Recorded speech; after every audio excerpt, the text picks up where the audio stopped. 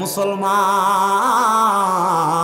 গৌসে পাক আব্দুল কাদের জিলানীর নাম এবং সুনাম শুধু বাগদাদ শহরে না, ইরাকের মধ্যে, ইরানের মধ্যে, রোম দেশের মধ্যে, স্পেনের মধ্যে ঘোষণা বর্ণনা হইতেছে। স্পেনের একজন মা চিন্তা করলো, আমার সন্তানকে আমি শুধু তরিকত শরীয়তের এলেম শিখাইতাম না, আমার সন্তানটারে আমি তরিকতের এলেমও শিখামো, হাকিকতের এলেমও শিখামো, মারেফতের এলেমও শিখামো। এই 4 প্রকার এলেম যদি কারোর সিনার মধ্যে থাকে, তার দুনিয়াতে কোনো ভয় নাই, কবরের কোনো ভয় নাই। বন্ধু আমার, আমি জানতে চাই আজকের মাহফিলটা যেই মুজাদ্দেদে জামানের স্মরণের মাহফিল, আপনারা বলেন এই 4 প্রকার এলেম ওই মুজাদ্দিদের কলবে ছিল কি ছিল না? মোহাব্বতে কম ছিল কি ছিল না? ওই 4 প্রকারের এলেম শিখানোর জন্য মা নিয়ত করলো, সন্তানটারে ডাক দিয়া কয়, বাবারে আমি খবর পাইলাম গাউসে পাক আব্দুল কাদের জিলানীর দরবারে গেলে উনি মানুষের শরীয়ত তরিকতের এলেম শিখায়, হাকিকত মারেফতের এলেম শিখায়। বাবা চলো না, তোমারে আমি গাউসে পাকের দরবারে দিয়ে আসবো। ডাক দিয়া কয়, মা গাউসে পাকের দরবারে যাইবে, এটা তো স্পেন এলাকা থেকে অনেক দুর্গমা, আপনি কেমনে আব্দুল কাদের জিলানীর দরবারে যাইবেন? আমার তো বাবাও দুনিয়াতে নাই, আমি কি একা একা আমার গাউসে পাকের দরবারে থাকবো? মা কয়, সন্তান আমি মা প্রয়োজনে গাউসে পাকের দরবারে দাসী হইয়া থাকবো, আমি প্রয়োজনে গাউসে পাকের দরবারে বান্দি হইয়া থাকবো, তবুও তুই সন্তানরে গাউসে পাকের দরবারে 4 প্রকারের এলেম শিখাইমো। ওই মা সন্তানদারে লইয়া গাউসে পাকের দরবারে যখন হাজির হয়েছে, আব্দুল কাদের জিলানীরে ডাক দিয়া কয়, হুজুর আসসালামু আলাইকুম ইয়া ওলি আল্লাহ, আপনার কাছে আমার একটা আবদার গো হুজুর, আমার স্বামী দুনিয়ার জমিনের মধ্যে নাই, আমার সন্তানটারে আমি চাই আপনার দরবারের মধ্যে রাখার জন্য। আব্দুল কাদের জিলানী কয়, ও মা সন্তান রাখতে চাও, কাহিনী কি, উত্তরটা কি দিবানি? মা ডাক দিয়ে কয়, হুজুর আপনি নাকি বড় আল্লাহর ওলি, আপনার কাছে আসলে নাকি শরীয়ত তরিকত হাকিকত মারেফত 4 প্রকারের এলেম শিখতে পারবে, হুজুর আপনার কাছে আমার সন্তানদারে রাইখা দেন। হুজুর ডাক দিয়া কয়, মা আপনি আপনার সন্তানদারে আমার কাছে দিয়া চইলা যান। মা কয়, না গো হুজুর, আমার একটা মাত্র সন্তান, এই সন্তান ফালে আমি থাকতে পারতাম না। গাউসে পাক কয়, মা মাত্র 3 মাস পরে আমার কাছে আসবেন, 3 মাস পরে আসলে আপনি আপনার সন্তানদারে আবার দেখতে পারবেন। মা কয়, হুজুর 3 মিনিট যত থাকতে পারতাম না, তাহলে 3 মাস পরে কেমনে আসবো? আমি কিন্তু আপনাদের দোয়ার বরকতে কুমিল্লাতে 6টা মাদ্রাসা চালাই, আপনাদের দোয়ার বরকত আমি গুনাহগারের কুমিল্লাতে 6টা মাদ্রাসা চলে। আমার মাদ্রাসায় কোনো ছাত্র ভর্তি করাইলে আমিও কিন্তু গাউসে পাকের মতো করে তারা একটা আদেশ করি, কমপক্ষে 3 মাস পোলারে ছুটিতে বাড়িতে নিতে পারতেন না, কারণ 3 মাস একটা পোলা মাদ্রাসায় থাকলে এমনি মাদ্রাসায় মন টিকা যাইব গা। গাউসে পাক কয়, মা আপনি আপনার ছেলেটারে 3 মাস দেখতে আসতে পারবেন না। মা কয়, হুজুর যদিও কষ্ট হয়, এলেম অর্জন করানোর জন্য আমি মাইডা মানতাম রাজি। মা কান্দে, সন্তানটারে গাউসে পাকের দরবারে দিয়া মাটা এবার চইলা যায়। এবার ওই মা যখন দূরে যায়, সন্তান মায়ের পেছনে তাকে তাকে কান্দে। গাউসে পাক হুজুর আব্দুল কাদের জিলানী সন্তানটার ওনার কাছে আইনা সুন্দর করে বোঝায় মাকে বিদায় করে দিছি। ওই মা জননী গাউসে পাকের দরবার থেকে যখন চইলা যায়, গাউসে পাকের দরবারে ওই মা আর আসেন না।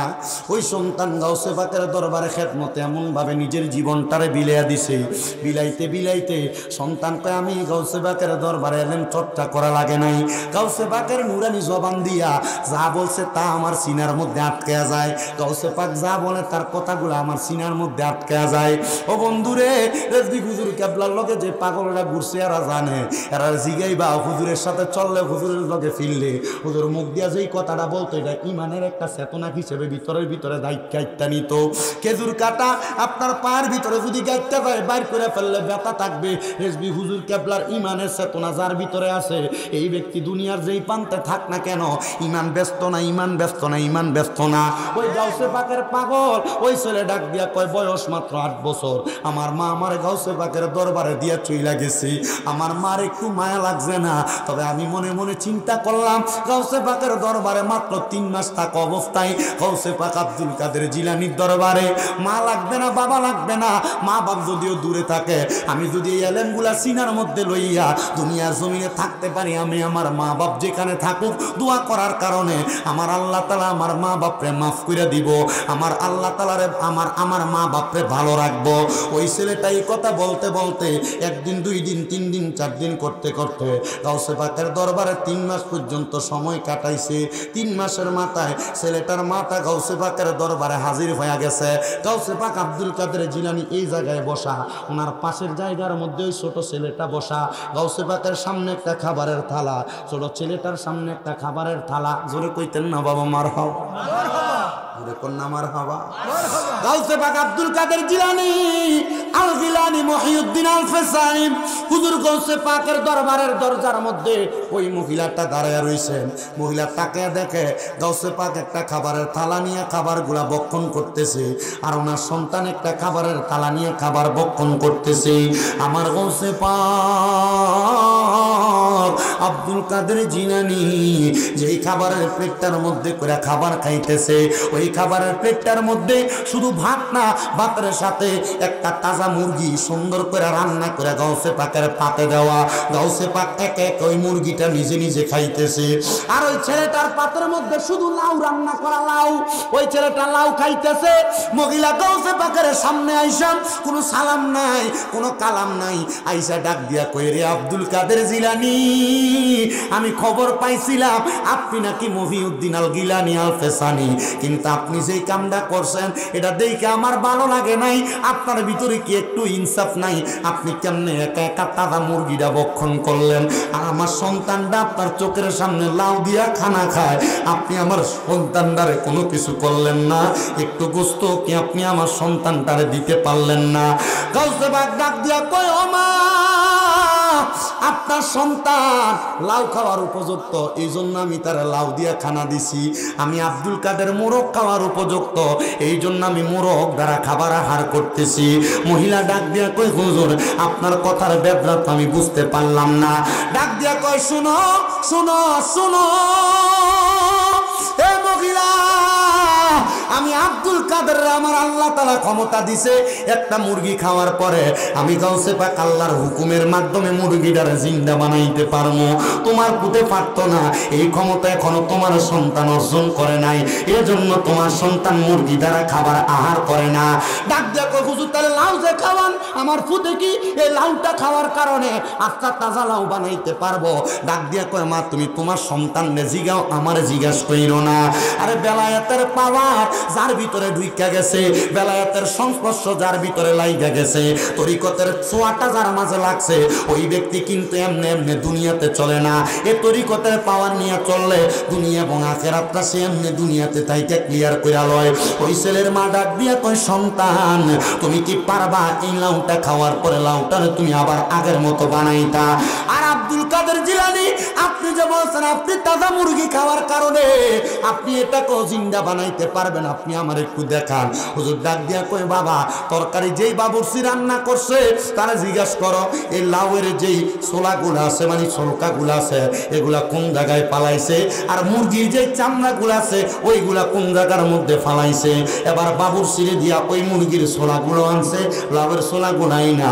গাউসে পাক সামনে রাইখা একটা কাপড় দিয়া ঢাকনা দিয়া, মানে যেই দস্তরখানার উপরে রাইখা খাবারটা খাইছে। কি রাইখা খাইছে? কি রেখে গেছে? দস্তরখানা। বুঝছেন কোনটা? খানা খাওয়ানোর সময় যেটা নিচে দিয়ে খায় আলাদা একটা কাপড়, এটা দস্তরখানা কয়। আপনার এই দস্তরখানাটা একটু করার চেষ্টা করে না দেয়, বলে হুজুর আমরা তো টেবিলে বইয়া খাই, টেবিলে বইয়াতে খাইতেছেন পাওয়াটা তো তার থেকে একটু সরাইয়া খাইয়েন। টেবিলে বইয়াতে খাইতেছেন তো টেবিলের উপরে আলাদা একটা কাপড় বিছিয়ে দিয়ে, তাহলে এটা দস্তরখানা আদ হয়ে যাবে। আমার হবা কন্যা। আর আমরা যে ডিজিটাল যুগ আইছে, বিয়া বাড়ির ভিতরে গেলে জুতা ফায়ার থেকে খোলানোর সময় নেই, জুতা ফায়ার একটু খাই আমরা, কথা কন না কেন? আর যুগে বাবা শিখিয়ে দিয়ে গেছে মুদ্রা শূন্য জিন্দা করবা, মুদ্রা শূন্য এর লেগে নামের আগে দিয়ে মহিউসুন্না আসেনি, মহিউসুন্না কি লেগে লাগছে? মুদ্রা শূন্য জিন্দা করে দিয়ে গেছে। মারহাবা কন্যা কেন? আর মোহাব্বতে কন্যা মারহাবা। আমার মুসলমান ইমানদার গাউসে পাকের দস্তরখানাটা দিয়া ওই মুরগির চামড়াগুলার এভাবে ডাকনা দিছে, আর ওই ছেলেরা তার খাবারের দস্তরখানা দিয়া সুন্দর কইরা তার লাউয়ের সুলকাগুলা এভাবে সুন্দর করে ডাকনা দিছে। গাউসে পাক কয় কুম্বি ইজনিল্লাহ, আল্লাহর হুকুমে দাঁড়ায় যাও। ডাক দিয়ে কয় মা আমার দস্তরখানাটা তোলেন। মহিলা কয় দস্তরখানা তুলতে দেরি, আমি দেখলাম একটা মুরগি আমার সামনে দিয়ে হাইটা জাগা, আমার ফুতেরটা আমি তাকে দেখলাম আমার সন্তান কুম্বি ইজনিল্লাহ কইয়া কত সুন্দর করে কাপড়টা সরাইছে।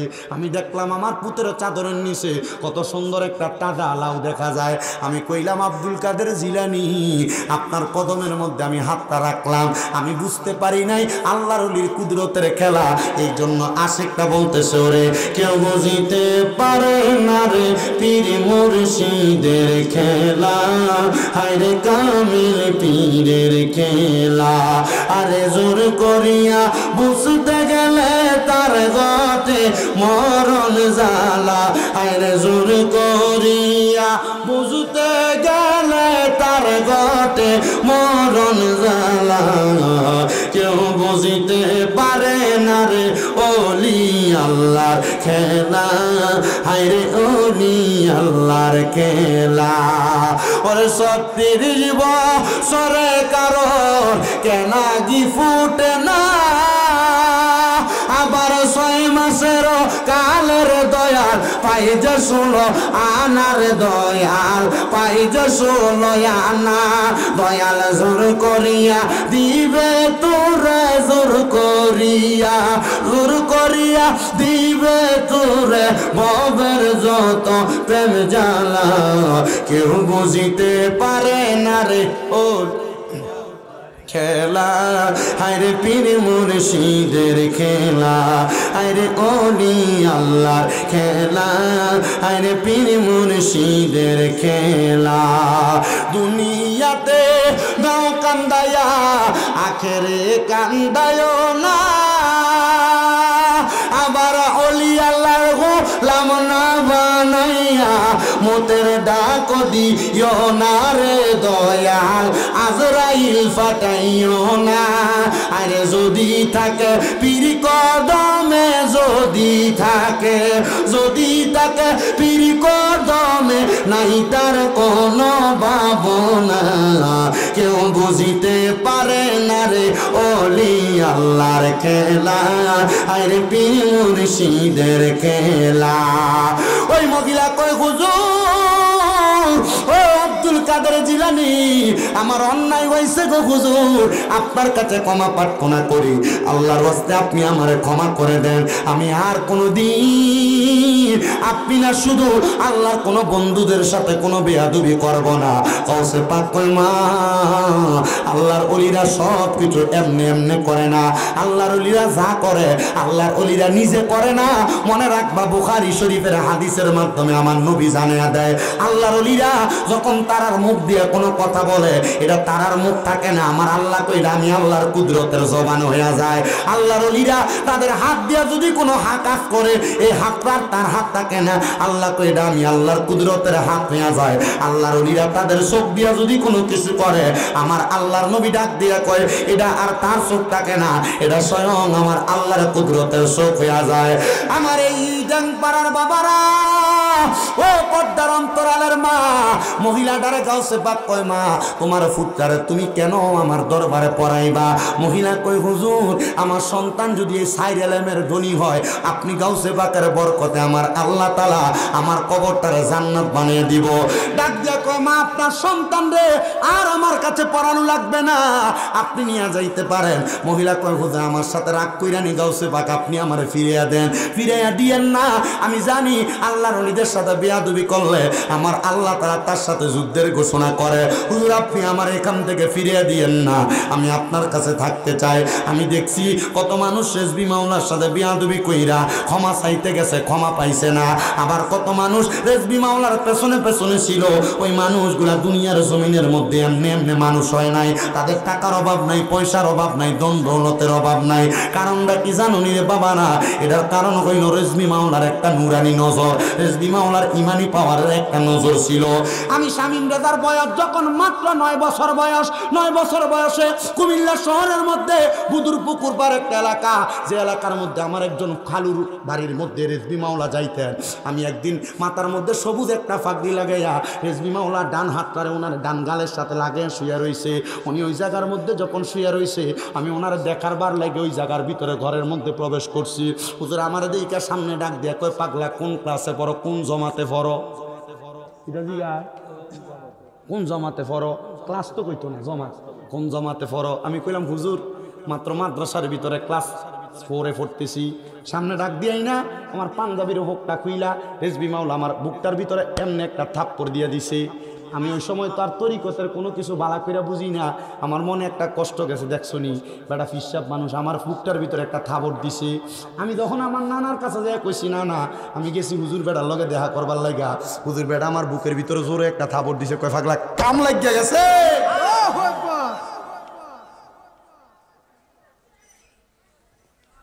আমার এলেমের যোগ্যতা দিয়ে আমি ওয়াজ করি না, আপনাদের দুয়ার বরকতে এই ওয়াজ মাহফিল করতে করতে কুমিল্লা 6টা মাদ্রাসা আমার চলে। আপনাদের দুয়ার বরকতে আউলিয়া কেরামের নেক নজর সোহবতের কারণে আমার অনেক বক্তবিন্দু দেশ বিদেশের বিভিন্ন জায়গায়। আজকে আপনাদের মাহফিলে আসার সময় ব্রাহ্মণবাড়িয়া যখন টস করে আমার একটা ছেলে ফোন দিয়া কই, হুজুর আপনি এক ওয়াজের ভিতরে বলছেন নবীর সুন্নত জিন্দা করলে নবীরে কবরে পাওয়া যাবে। হুজুর আমার মুখের ভিতরে শরীরের ভিতরে সুন্নত বলতে আমি 1 নাম্বার আমার দাড়িটারে যাচাই করলাম। হুজুর আমার দাড়ি রাখার কারণে আজকে 3 দিন হয় আমার বউ আমার তালাক লেটার মানে ডিভোর্স লেটার পাঠাইছে। হুজুর আপনি বলেন আমি কি এখন দাড়ি কাটতাম? আমার বউ কইছে দাড়ি যদি কাটি তাহলে আমার সংসার করব। হুজুর আপনি বলেন আমি কি আমার বউ রাখতাম নাকি আমি আমার দাড়ি ফালাইতাম? আমি কইছি দাড়ি যদি ফালাও কবরে গেলে নবীরে মুখ দেখাইতে পারতা না, আর বউ যদি সারো বউয়ের কোনো অভাব হবে না। কয় হুজুর তাহলে আমার নবী দরকার, আমার বউ দরকার নাই। আমি কইছি বুঝারে বুঝা, নবীর একটা সুন্নতের কারণে তুই যেমন জান্নাতে যাইবি, তোর বউ যদি বুঝে তোর বউ জান্নাতে যাইব। কত যুবককে দেখা যায় বউকে খুশি করার জন্য নবীর সুন্নত দাড়িগুলারে কোট দিয়া কাইটা ফালায়। আরে রেজবি মাওলা এইটা শিখাই নাই, শিখাইছে একটা মুদ্রা সুন্নতকে জিন্দা করো, একটা মুদ্রা সুন্নতকে জিন্দা করবার লাগা রেজবি মাওলারে কাইটা মাইরা পর্যন্ত বস্তাতে বইরা ফালাইয়া দিছে। তবু নবীর সুন্নত জিন্দা করার পক্ষে ছাড়ে নাই, কারণ জানে দুনিয়ার মানুষ যদি তারে ঘৃণা করে আমার কান্দিওয়ালা তারে টান দিয়া বুকের মধ্যে নিবে।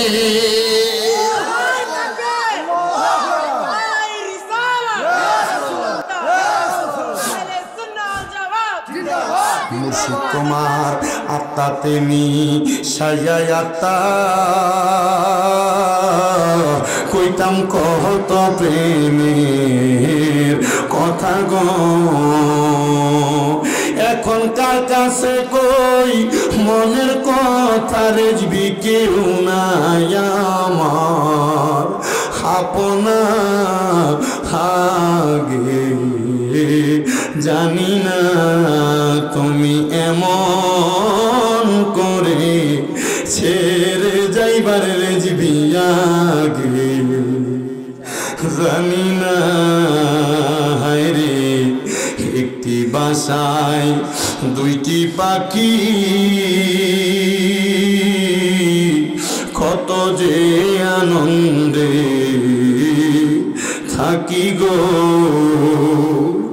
এখন তুমি কোথায় আমি কোথায় রেজবি কেউ নাই আমার আপনা। এখন তুমি কোথায় আমি কোথায় রেজবি কেউ নাই আমার আপনা আগে। জানি না তুমি এমন করে ছেড়ে যাইবার রেজবি আগে, জানি না।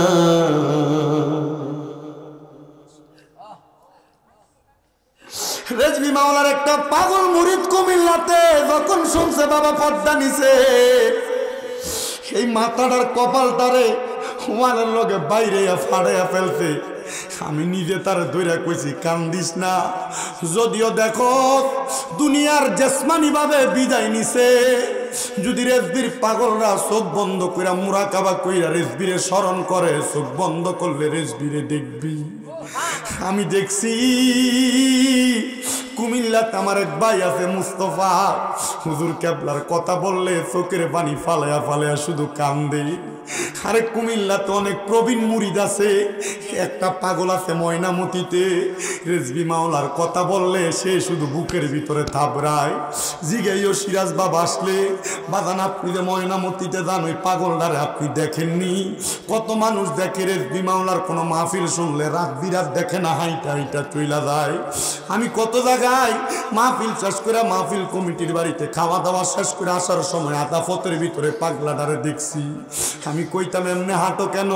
আমরা রেজবির পাগল, আমরার ভয় নাই। আমি কইছি চোর ডাকাইতে ধরলে কত কিছু নিয়ে যাইব, কই আমার ইমানটা চুরি করে নিতে পারতো না। আমার নিয়া যাক ধন মাল ইজ্জত সব নিয়া যাক, আমার ইমানদারে চুরি করে নিতে পারতো না। মুসলমান রে, গাউসে পাক আব্দুল কাদের জিলানীর হক পথের তরিকাটা রেজবি মাওলা তোমরারে শিখিয়ে দিয়ে গেছে। আমি এখন যেই মসজিদে ইমামতি করি, শুধু দরজার মধ্যে আজানটা নেওয়ার লেগে খুতবার আজানটা, আমি আমার কমিটির লগে কত যুদ্ধ করছি, আমি কত যুদ্ধ করছি, তারা দেয় না। কই হুজুর এটা করলে ফেতনা হইব, আপনি এটা কইরেন না। ওমাগো হঠাৎ করে আমি দেখতাছি একদিন আমার মসজিদের মুতোয়াল্লি আমার নিজে নিজে কয়, হুজুর আমার মসজিদের যে আজানটা খুতবার আজানটা এটা যেন মসজিদের দরজার ভিতরে হয়। আমি কইলাম কারণটা কি? কয় হুজুর এটা তো নবীর একটা সুন্নত, এটা মানছে করে না, এটা তাড়াতাড়ি মানুষ ভিতরে নিয়ে গেছে। আমি কই পাগল, চিন্তা করিস না, এমন সুন্নত কায়েম করনেওয়ালা মানুষ হাজার হাজার লাখ লাখ হবে না, ইমানদার পাক্কা হবে একটা। ওই পাক্কা ইমানদারটার কারণে আল্লাহ দুনিয়া ধ্বংস করবে না। যখন দুনিয়াতে ইমানদার থাকবে না, আল্লাহরে আল্লাহ বলে ডাকার মতো একজন মানুষও থাকবে না, বলে আমার আল্লাহ তাআলা দুনিয়াটা ধ্বংস করব। কত মানুষ আল্লাহ নবীরে ডাকে, কিন্তু আমার আল্লাহ তাদের মনের আশা পূরণ করেনি, এটা তো তুমি কইতে পারো না। ওই মহিলা যে বলছে হুজুর আপনি আপনার কাছে আমার পুত্ররে মানুষ করবেন, কই মা তোমার পুত্ররে কেন আমার কাছে মানুষ করতাম, দায়িত্ব দাও।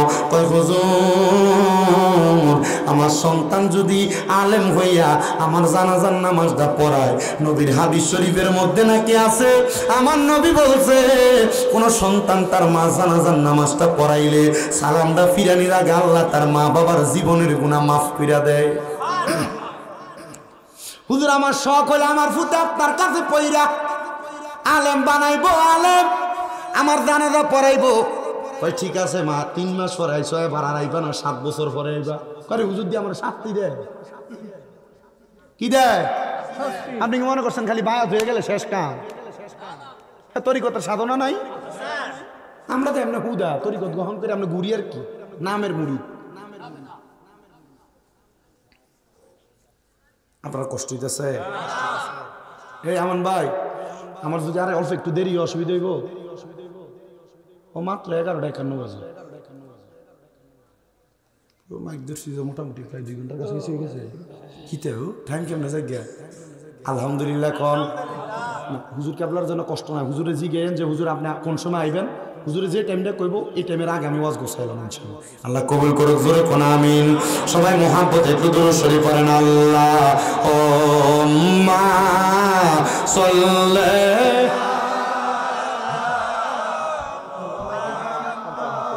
ওয়া আলা আলি দেনা মুহাম্মাদ ওয়া আলা সাইয়্যিদিনা মুহাম্মদ। নবীর শানে প্রেমের ডোরি বান্দনা, নবীর শান প্রেমের রিমন রে বান্দনা, শয়নে সফনে দেখবা মদিনায়। আল্লাহুম্মা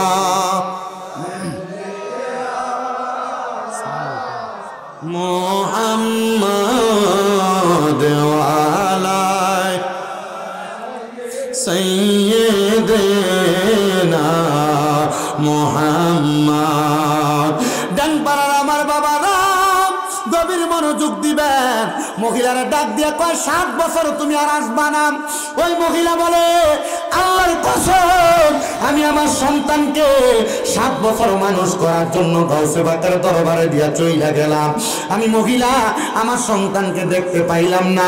গাউসে পাক বড় পীর আব্দুল কাদের জিলানী বলে ওই ছেলেটাকে আমি ঠিক 7 বছরের মাথায় তার বাড়ির মধ্যে পাঠাইলাম তার মাকে দেখার জন্য। 7 বছর পরে ওই ছেলেটা বাড়ির মধ্যে যাইয়া দেখছে তার মা দুনিয়াতে নাই, তার বাবাও দুনিয়াতে নাই। ছেলেটা দৌড়িয়া গাউসে পাকের কাছে এসে আবদার জানায়, হুজুর আপনার কাছে আমার ফরিয়াদ, আমার মাও তো দুনিয়াতে নাই, আমার আব্বা তো দুনিয়াতে নাই। আমার আম্মার নাকি বড় শখ ছিল আমি ফুটে আমার মার জানাজার নামাজটা পড়ামো। আমার মা যে মরছে আপনি কি খবর পাইছেননি? ফুতেরা এবার গাউসে পাক কয় ফোলা তুমি কখন বাড়িতে গেছো? কয় হুজুর আমি রাত্রবেলায় না বাড়িতে গেছি। বলে আগামীকালকে আমি যেই গোড়াটা চইরা চইরা নেজামিয়া মাদ্রাসায় পড়াইতে যাই ওই গোড়ার পিঠে উইটা আমি গাউসে পাক যে আজকানটা লাগাই ওই আজকানটা লাগাই তুমি তোমার এলাকায় সকালবেলা যাইবা। ফলা কয় হুজুর আমি আপনার কথা শুনলাম। এবার গাউসে পাক আব্দুল কাদের জিলানীর কথা শুইলাম। ওই ছেলে সকালবেলা গাউসে পাকের গোড়ার উপরে উইটা শরীরের মধ্যে আজকানটা লাগাইয়া এবার ছেলেটা তার এলাকার মধ্যে গোড়াটা চালায়া চালায়া গেছে। দিনের বেলা যখন এলাকার মধ্যে ঢুকছে এলাকার সব মানুষ আহলান ওয়া সাহলান মারহাবান মারহাবান কয়ে ফোলাটারে স্বাগতম জানায়। ফোলা কয় আমার এলাকার মানুষ আমার 7 বছর 3 মাস আগে দেখছে। এর আগে আমার মা আমার এলাকা থেকে নিয়ে হুজুরের দরবারে গাউসে পাকের দরবারে দিয়ে আসছে। এ হুজুর এই এলাকার মানুষ তোমরা কেন আমার সম্মান করো? তোমরা আমার চিননি। ডাক দিয়া কই হুজুর আপনি না কয়দিন আগে এসে আপনার মায়ের জানাজার নামাজটা পড়াইছেন, আপনার নুরানি চেহারা তো আপনারা পাগল করে ফালাইছে। ফোলাকে আমি তো আমার মারে দেখছি ওই না, আমার মার জানাজাটা কে পড়াইলো? ফোলা কয় আমি আর গোড়ার পিঠ থেকে নামছি না, দৌড়ে আমি আবার আমার গাউসে পাকের কাছে গেছি। ডাক দিয়া কইলাম হুজুর গাউসে পাক আব্দুল কাদের জিলানী আমার এলাকার মানুষ দিকে আমি নাকি আমার মার জানাজার নামাজ পড়াইছি। গাউসে পাক ডাক দিয়া কই এ সন্তান তুমি যদি এই 7 বছরের একটা দিনও ত্যাগ করে আমি গাউসে পাকের কাছ থেকে তুমি তোমার মার কাছে যাইতা তাইলে তোমার সিনার মধ্যে এলেন থাকতো না। এই জন্য আমি গাউসে পাক তোমার সুরুতটা নিয়া আমি তোমার মায়ের জানাজার নামাজটা পড়াইবার লাইগা গেছি। ও সন্তান তোমারে তারা সম্মান করছে নি? ডাক দিয়ে কই হ্যাঁ গো হুজুর গাউসে পাক আমার সম্মান করছে। বলে সম্মান কেন করছে? তারা তো তোমার চিনে না, তারা তো তোমার পরিচয় জানে না। বুঝালো তারা যে তোমার কইছে কয়েকদিন আগে তুমি তোমার মার জানাজার নামাজটা পড়াইছো, তার মানে তারা তোমার সুরুতটা দেখে। ওই সুরুতটা অন্য কোনো সুরুত না, ওই সুরুতটা আমি গাউসে পাক তোমার শুরুতে তোমার মার জানাজার নামাজটা পড়াইয়া দিছি। চিন্তা করো শুনি রে মুসলমান, দুনিয়াতে তো আল্লাহরে দেখো নাই, দুনিয়াতে তো নবীরে দেখো নাই। মুর্শিদের নুরানি চেহারাটা দেখলে আল্লাহ নবী দেখার সাতটা অন্তরে জাগে আসে কই খুঁজতে গিয়া আল্লাহ নবী সামনে পাই মুর্শিদের ছবি গো জোরে কইতেন না মারহাবা। মুসলমান বেশি দূরে গেলাম না, আমার আরেকটু ওয়াজের ওয়াকিয়া বাকি আছে, আমি শেষ করব। ছেলেটা বলে আমার মার ইন্তেকালের পরে আমি আর আমার এলাকার মধ্যে যাই নাই, কারণ যে ঘরের মধ্যে গেলে আমি আমার মারে দেখবো ওই ঘরের মধ্যে আমি কেন যাব? আমি আমার গাউসে পাকরে বললাম হুজুর আমার মা যে মারা গেছে, আমার মার তো শখ ছিল আমার মা মরলে জান্নাতে যাইব। হুজুর আপনি বলেন না আমার মা কি জান্নাতে গেছে না জাহান্নামে? হুজুর কয় পাগলা বলো কে আমি দেখাম কেমনে? খবরের খবরটা আমি বলবো না। বলে কেন?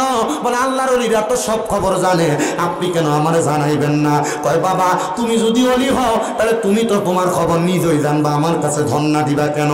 গাউসে পাক কয় বাবা এতদিনে কি শিখলা? কয় হুজুর সবই তো শিখাইলে 7 বছরের মাধ্যমে। কয় একটা ইবাদত শিখাইছি, যে ইবাদতের নাম হলো তাহাজ্জুদের নামাজ। বলে পারনি? বলে হুজুর পারি।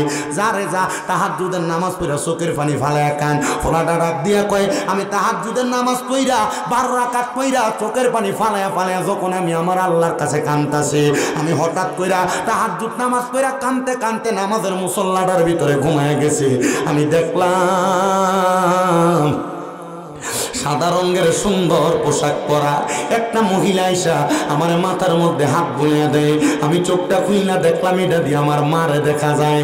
আমি জিগাইলাম মা গো, ও মা আপনি কেমন কেমন আছেন কবরে? সন্তান ডাক দিয়া কয় মা কবরে আপনার কেমন অবস্থা? মা ডাক দিয়া কয় তোর মতো একটা নেককার সন্তান থাকলে, এলেমওয়ালা সন্তান থাকলে আল্লাহ তো আমি মারে কবরে খারাপ রাখতে পারে না। ও বাবা তাইলে তুমি চিন্তা করো আমার আল্লাহ তাআলা আমি মারে কত সম্মানিত মর্যাদাবান বানাইছে। নবীর হাদিস শরীফও দেখলাম মুসনাদে আহমদের মধ্যে হাদিস বর্ণনা, আমার নবী কয় দুনিয়াতে কোনো মা বাপ যদি তার সন্তানদারে শরীয়ত তরিকত হাকিকত মারেফতের এলেম শিখায়, মানে কোরআন হাদিসের গুপ্ত এলেমটা শিখিয়ে দিয়া মা বাপটা মইরা যায়, আমার আল্লাহ তাআলা পুরা হাসরের ময়দানের মধ্যে হাজার হাজার লক্ষ লক্ষ মানুষের মাঝে ওই কোরআন শিখনেওয়ালা সন্তানটা, হাদিস শিখনেওয়ালা সন্তানটার মা বাবার চেহারাটারে, মা বাবার ঘাটটারে একটা জেব্রা মানে উটের মাথার মতো লম্বা করে দিব, চেহারাটার মধ্যে নূরের আলো দিয়া দিব। আর জিজ্ঞাসা করবো হাসরবাসীরা আল্লাহ তারা কারা যাদের ঘাড়গুলো এত লম্বা, চেহারাটা এত সুন্দর? আমার আল্লাহ তারা জানাইয়া দিব রে এরা হইল ওই আলেমের মা বাবা। চিন্তা করছুনি রে মানুষ, আমার আল্লাহ চাইলে আল্লাহর নিয়ামত সবগুলা তোমার দিছে, তুমি শুধু আদায় করতে পারতেছো না। এবার বলেন আমরা সবার কাছে আল্লাহর নিয়ামত আছে না নাই? উম্মালা তুসালুন্না ইয়াউমাইদিন আনিন নাঈম। আল্লাহ কোন নিয়ামতের কথা দিগাইব? তোমার কাছে তো তোমার বড় নিয়ামত তোমার সন্তান, ওই নিয়ামতটারে তুমি ভালো করে দুনিয়াতে মানুষ করো। এমন একটা সন্তান পাওয়ার জন্য আল্লাহর নবী ঈসা আলাইহিস সালাতু ওয়াস সালামের মার নাম হযরত মরিয়ম, হযরত মরিয়মের মার নাম হযরতে হান্না, হযরত হান্না জামাইর নাম হযরত ইমরান আলাইহিস সালাতু ওয়াস সালাম। হযরত হান্না বলে আমার বিবাহ হয়েছে অনেক বছর হয় কিন্তু আমার গর্ভে কোনো সন্তান আসে না। কি আয় না সন্তান? আমি আল্লাহর কাছে কান্দি, আল্লাহ আমার একটা সন্তান দেন। আল্লাহ তো হযরত হান্নার সন্তান দেন না। ঈসা নবীর নানির কথা বলি, উনি বলতেছেন আল্লাহ তাআলা আমারে কোনো সন্তান দেয় না। তো ঈসা নবীর নানার কাম ছিল বাইতুল মুকাদ্দাস, বর্তমান যে ইসরাইল, নাম শুনছেন না? ওই যে জেরুজালেম, বাইতুল মুকাদ্দাস ফিলিস্তিনের মসজিদ, ওই মসজিদের ইমাম ছিলেন ঈসা নবীর নানা। মারহাবা কন না মিয়া? হযরত ঈসা নবীর নানা ওই মসজিদের ইমাম। একদিন ঈসা নবীর নানি হযরত হান্না আমার আল্লাহর কাছে দোয়া করে, আল্লাহ আমার যদি তুমি দুনিয়াতে একটা সন্তান না দাও তাহলে আমি আমার সন্তান ছাড়া দুনিয়াতে ইন্তেকাল করার পর আমার লাগে দোয়া করব কি? ও তুমি কাউরে দিলা 10টা সন্তান, থাকার জায়গা নাই, আবার কাউরে দিলা কোটি টাকা, একটা সন্তান নাই, টাকা পয়সা ধন সম্পত্তি দিলা বেশি করে, কিন্তু মরার পরে কান্দে করে কবরে নামাবে কে তা? আরে রে প্রেমের খেলা খেলছো দয়াল রে, ও দয়াল তোমার খেলা চমৎকার, আসমানেতে বসায় আছো চাঁদ সূরজের বাজার রে, প্রেমের খেলা খেলছো দয়াল রে। দুনিয়ার মুসলমান ও ড্যাংপাড়ার বাবারা, পর্দার অন্তরালের মা, কত মহিলারা গর্বে সন্তান আসে না কান্দে। আমি বলবো তাহাজ্জুদ নামাজ পড়ে আল্লাহর কাছে কানবা। কত বেডারা বিদেশ যাইতে পারে না কান্দে। ও বেডারা তোমার কাছে আমার আবদার, তাহাজ্জুদের নামাজ পড়বা। কত মানুষ ইনকাম করে বরকত হয় না, আমি কমু তাহাজ্জুদ নামাজ পড়ে কানবা। হযরতে ঈসা নবীর নানি হযরত হান্না তিনি বলেন আমি রাত্রে গভীরে উইটা আমার আল্লাহর কাছে কান্দি। আমার আল্লাহ তাআলা খবর দিছে, ও হান্না তোমার গর্ভের মধ্যে একটা সন্তান দুনিয়াতে আগমন করব। হযরত হান্না কয় আমি এই খবরটা পাইয়া বড় খুশি হয়ে গেলাম, কিন্তু খুশির খবরটা পাইয়া আমি যখন মসজিদে আকসার সামনে যাইতে লাগলাম, বাইতুল মুকাদ্দাসের সামনে, আমি খবর পাইলাম আমার স্বামী মানে ঈসা নবীর নানা ইন্তেকাল করছে। এবার হান্না কয় ও আল্লাহ এতদিন আমার স্বামী ছিল, সন্তান পালন করার যোগ্যতা দিছিলা, এখন আমার স্বামী নাই, আমি কেমনে আমার সন্তানটারে লালন পালন করব? কে খাওয়াইবো, কে পড়াইবো? আপনারা বলেন রিজিক দিতে পারে একজন, তিনি কি? আল্লাহু খায়রুর রাযিকিন, আল্লাহ হইল উত্তম রিজিক দাতা, উত্তম রিজিক দাতা। এ মুসলমানের দলেরা, এ নবীর উম্মতের দলেরা, এবার হযরত হান্না বলে আমার সন্তান দুনিয়াতে আসবে, স্বামী ইন্তেকাল করছে। যখন আমার সন্তান ইন্তেকাল করার কয়েকদিন পরে আমার সন্তান আগমন করলো। হযরত ঈসা নবীর রানী কয় আমার সন্তানের নাম রাখলাম আমি মরিয়ম। নাম কি? ঈসা নবীর মার নাম কি? মরিয়ম। আমার সন্তান মরিয়ম আগমন করছে। আমি হযরত মরিয়ম নে আমার কুলের মধ্যে নিয়া আমি চিন্তা করলাম কে আমার সন্তানকে লালন পালন করবে। আমি হাঁটতে হাঁটতে বাইতুল মুকাদ্দাস মসজিদের সামনে